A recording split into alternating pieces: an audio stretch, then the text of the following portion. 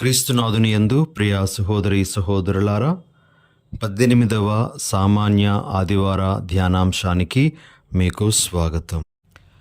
ఈనాటి మొదటి పఠనము నిర్గమకాండము 16వ అధ్యాయము 2 నుండి 4 వరకు మరియు 12 నుండి 15 వరకు ఉన్నటువంటి వచనాల నుండి గ్రహింపబడినటువంటిది.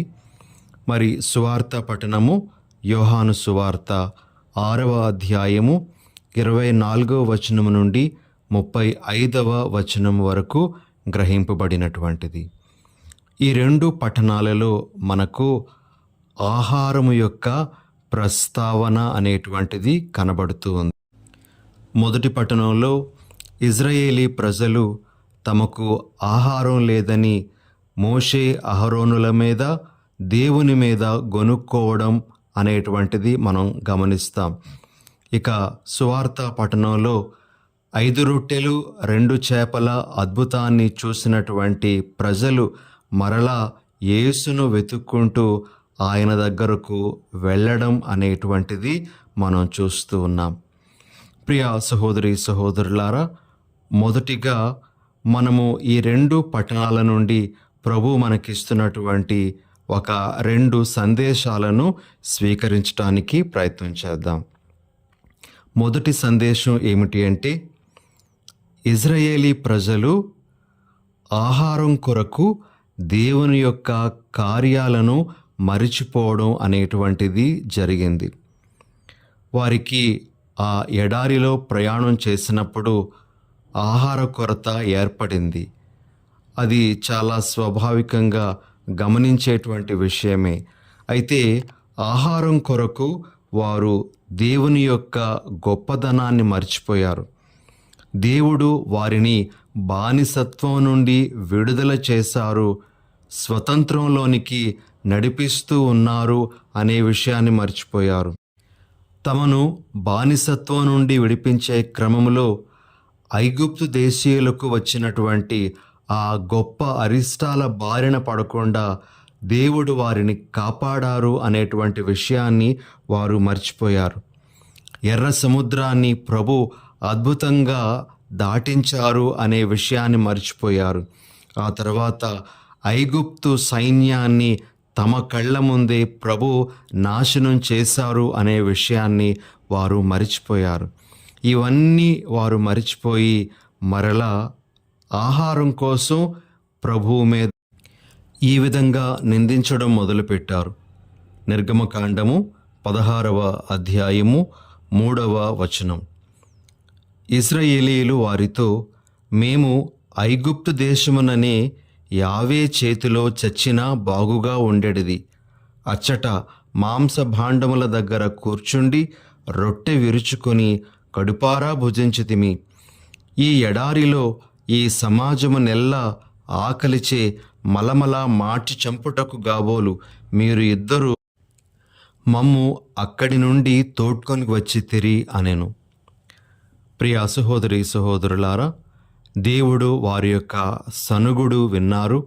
వారికి అద్భుత రీతిలో ఆహారాన్ని దయచేశారు, మన్నాను ప్రసాదించారు. అదేవిధంగా వారికి పూరేడు పిట్టెలను మాంసంగా కూడా అనుగ్రహించారు. అయితే గమనించాల్సిన విషయం ఏమిటి అంటే, అద్భుత రీతిలో ఈ ఆహారాన్ని పొందిన తర్వాత కూడా దేవుని యొక్క కార్యాలను వారు మర్చిపోయారు. ఆ ఎడారిలో అన్ని వేల మందికి ప్రభువు ప్రతిరోజు ఆహారాన్ని సమకూర్చడం అనేటువంటిది అతి గొప్పదైనటువంటి విషయం. అయితే ప్రభు చేసినటువంటి ఈ కార్యాన్ని కూడా వారు మరిచిపోయారు. ప్రియమైనటువంటి సహోదరి సహోదరులారా, మరి వారికి ఏ చిన్న సమస్య వచ్చినా సరే ప్రభువు మీద, మోషే అహరోనుల మీద వారు సనుక్కోవడం అనేటువంటిది చేశారు. ఈరోజు ప్రభు మనందరికీ ఈ ఇజ్రాయేలీల ద్వారా ఒక పాఠాన్ని నేర్పిస్తూ ఉన్నారు. అదేమిటి అంటే, దేవుడు మన జీవితంలో చేస్తున్నటువంటి గొప్ప కార్యాలను మనము ఎన్నటికీ మరిచిపోకూడదు అని. మన జీవితంలో ఏదో చిన్న కష్టం, నష్టం వచ్చినప్పుడు ప్రభువు చేసినటువంటి కార్యాలేవి కూడా మన గుర్తుకు రావు. మనం కూడా ఆ ఇజ్రాయేలీ ప్రజల్లాగానే ప్రవర్తిస్తూ ఉంటాం. కొన్నిసార్లైతే మనము ప్రభువుని పూర్తిగా విడిచిపెట్టేయడం కూడా జరుగుతుంది. నేను నమ్ముకున్నటువంటి ఆ దేవుడు నాకు ఈ మేలు చేయకపోతే ఆ దేవునితో నాకేం పని అనేటువంటి విధంగా కూడా కొంతమంది ప్రవర్తిస్తూ ఉంటారు. ప్రియ సహోదరి సహోదరులారా, ఇది ఒక ఘోరమైనటువంటి పాపము, తప్పిదంగా గుర్తించాలి. ఏదో చిన్న దీవెన మనం కోరుకున్నటువంటిది రాలేదు, మనం అడిగినటువంటిది ప్రభు ఇవ్వలేదు అనేటువంటి ఆ ఉద్దేశంతో దేవునికి దూరమైపోవడమో లేకపోతే దేవుని మీద నిందలు వేయడమో తగదు ప్రియమైన సహోదరి సహోదరులారా. అందుకే మనము 103వ కీర్తన 2వ వచనంలో ఈ విధంగా ఆలకిస్తాం. నా ఆత్మమా ప్రభువును స్తుతింపుము, అతని ఉపకారములను వేనిని మరువకుము. మన జీవితంలో ప్రభు యొక్క కార్యాలు ఎన్నెన్నో ఉండగా వాటిని మనం ఏనాడు కూడా మరిచిపోకూడదు. ద్వితీయోపదేశకాండము 8వ అధ్యాయము 17-18 వచనాలలో కూడా మనము ఈ విధంగా వింటాం. కనుక మీరు ఏనాడు మా బలముతోనే మా శక్తితోనే మేము సంపన్నులమైతిమి అని భావింపకుడు. మేము సంపన్నుల చేసినది ప్రభువే అని గుర్తింపుడు. మనము ఒక మంచి స్థితిలోనికి రాగలిగాము అంటే అది దేవుని యొక్క కృప వలననే సాధ్యపడింది అనే విషయాన్ని మనం మర్చిపోకూడదు. మన స్వశక్తి కాదు, మన జ్ఞానము, మన తెలివితేటలు కాదు, కానీ దేవుడే మనకు అటువంటి మంచి అంతస్తులోనికి తీసుకొని వచ్చాడు అనే విషయాన్ని మనం ఎల్లప్పుడూ గుర్తుంచుకోవాలి. మనము దేవుని నుండి ఏనాడు కూడా దూరమైపోకూడదు. దేవుని యొక్క కార్యాలను మనం మరిచిపోకూడదు. ఇది ఒక ముఖ్యమైనటువంటి సందేశంగా మనము గ్రహించాలి. ఇక 2వ ఆహార ప్రస్తావన మనము ఈనాటి సువార్త పఠనంలో చూస్తాం. 5 రొట్టెలు 2 చేపల అద్భుతాన్ని చూసినటువంటి ప్రజలు ఆ మరుసటి దినాన్న మరలా ప్రభువును వెతుక్కుంటూ వెళ్ళినట్లుగా మనం ఈనాటి సువార్త పఠనంలో ఆలకిస్తాం.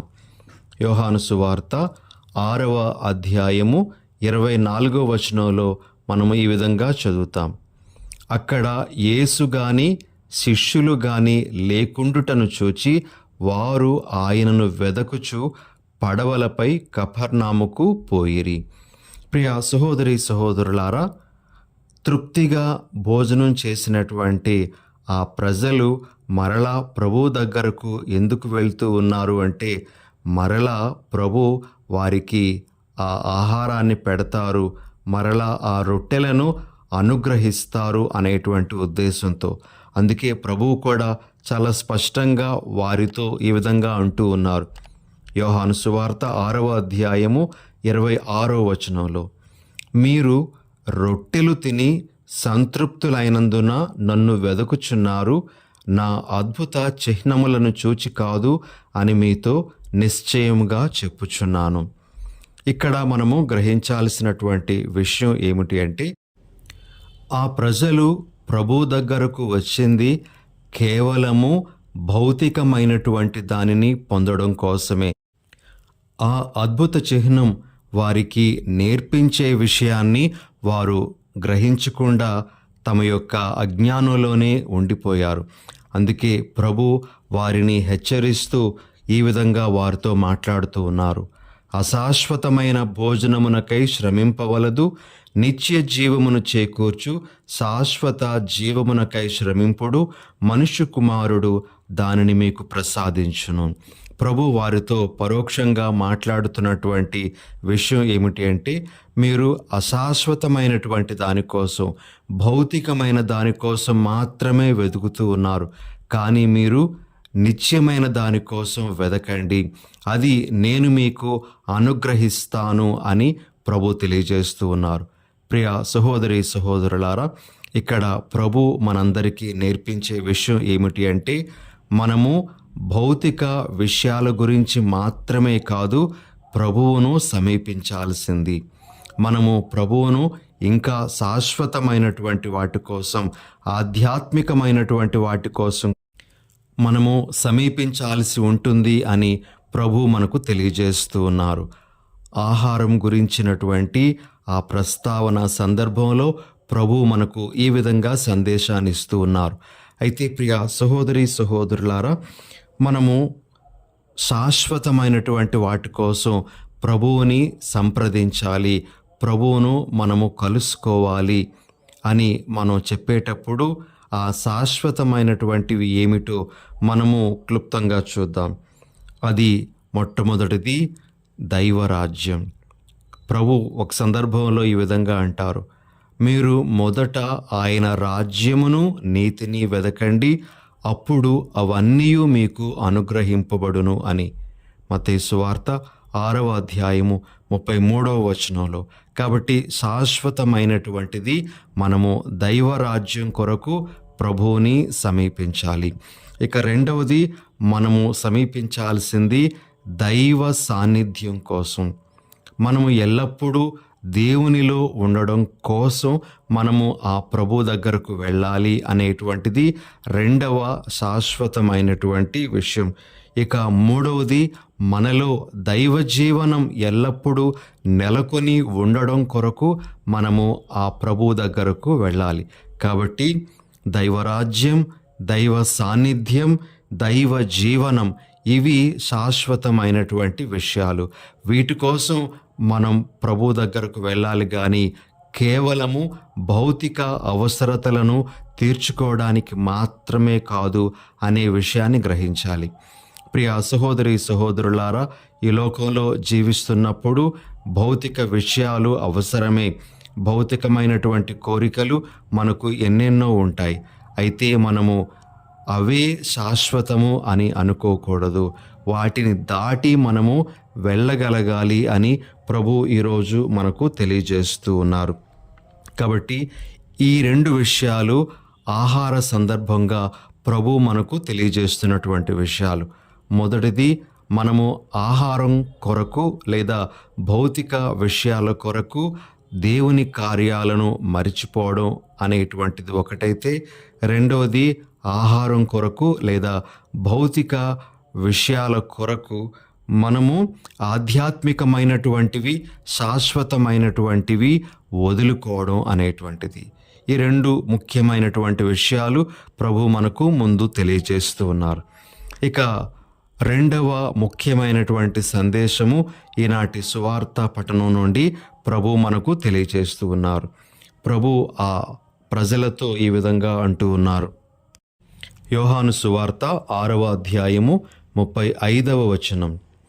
నేనే జీవాహారమును, నా యొద్దకు వచ్చువాడు ఎన్నటికిని ఆకలిగొనడు, నన్ను విశ్వసించువాడు ఎన్నడును దప్పికగొనడు. ప్రియ సహోదరి సహోదరులారా, ప్రభువు మనకు ఎలా జీవాహారం అవుతారనేటువంటిది మనము మరొక్కసారి గుర్తు చేసుకుందాం. మనము ప్రభువుని విశ్వసించడం ద్వారా ఆయన మనకు జీవాహారంగా మారుతూ ఉన్నారు. రెండవది, ఆయన వాక్కును మనము జీవించడం ద్వారా ఆయన మనకు జీవాహారంగా మారుతూ ఉన్నారు. మూడవది, ఆయన శరీర రక్తాలను మనం స్వీకరించడం ద్వారా ఆయన మనకు జీవాహారంగా మారుతూ ఉన్నారు. నాలుగవది, ప్రార్థన ద్వారా ఆయనతో సంబంధాన్ని ఏర్పాటు చేసుకోవడం ద్వారా ఆయన మనకు జీవాహారం అవుతూ ఉన్నారు. ప్రియమైన సహోదరి సహోదరులారా, ఇవన్నీ కూడా కలిస్తే ప్రభు మనకు జీవాహారంగా మారుతూ ఉన్నారు అనే విషయాన్ని మనము గుర్తించాలి. యేసు ప్రభువును విశ్వసించడం మాత్రమే కాదు, ఆయన యొక్క వాక్యాన్ని మనము ఆలకించాలి, జీవించాలి. ఆయన వాక్యాన్ని వినడం మాత్రమే కాదు, ఆయన తన యొక్క శరీర రక్తాలను ఆహారంగా ఇస్తూ ఉండగా దానిని మనము స్వీకరించాలి. మరి శరీర రక్తాలను స్వీకరించడంతో పాటు ఆయనతో గాఢమైన అనుబంధం ప్రార్థన ద్వారా ఏర్పాటు చేసుకోవాలి. ఇవన్నీ కలిస్తే ప్రభు మనకు జీవాహారంగా మారుతారు అనే విషయాన్ని మనము మరొక్కసారి ఈ దినాన గుర్తు చేసుకుందాం. ఆయనను జీవాహారంగా మన యొక్క మనసుల్లో, మన క్రైస్తవ జీవితంలో నిలుపుకోవడానికి ప్రయత్నం చేద్దాం. మరి యేసు ప్రభువుని జీవాహారంగా పొందినటువంటి మనము ఆయన ఇచ్చేటువంటి శక్తితో ఇంకా ఆయనలో ఎదగడానికి, ఆయనకు మహిమను చేకూర్చేటువంటి వారుగా బ్రతకడానికి ప్రయత్నం చేద్దాం. ఆమేన్. చిన్న ప్రార్థన చేసుకుందాం. పరిశుద్ధుడైన ఓ మా ప్రభువా, మీ పరిశుద్ధ నామానికి వందనాలు, స్తుతులు, స్తోత్రాలు. ప్రభువా, ఈరోజు మీరు మాకిస్తున్న మీ సందేశాలను బట్టి మీకు వందనాలు తెలియజేస్తూ ఉన్నాము. ప్రభువా, భౌతికమైనటువంటి విషయాలకు మేము మీ కార్యాలను దూరం చేసుకోవడం, మీ కార్యాలను మరిచిపోవడం అనేటువంటిది ఎప్పుడూ చేయకూడదు అని, భౌతికమైనటువంటి విషయాల కోసం శాశ్వతమైనటువంటి వాటిని మేము కాదనుకోకూడదు అని మీరు మాకు తెలియజేస్తూ ఉండగా, ఈ సందేశాలను మా మనసులో నిలుపుకునే వరం దయచేయండి. అదేవిధముగా ప్రభువా, జీవాహారమైనటువంటి యేసును, ఆయనను విశ్వసించడం ద్వారా, ఆయన వాక్కులను పాటించడం ద్వారా, ఆయన శరీర రక్తాలను స్వీకరించడం ద్వారా, ప్రార్థన ద్వారా మేము అనుభూతి చెందగలిగేటువంటి భాగ్యాన్ని అనుగ్రహించమని, ఆ జీవాహారముతో పోషింపబడే వరాన్ని మాకు దయచేయమని మా ప్రభువైన యేసు నామమున అడిగి వేడుచున్నాం తండ్రి. ఆమెన్.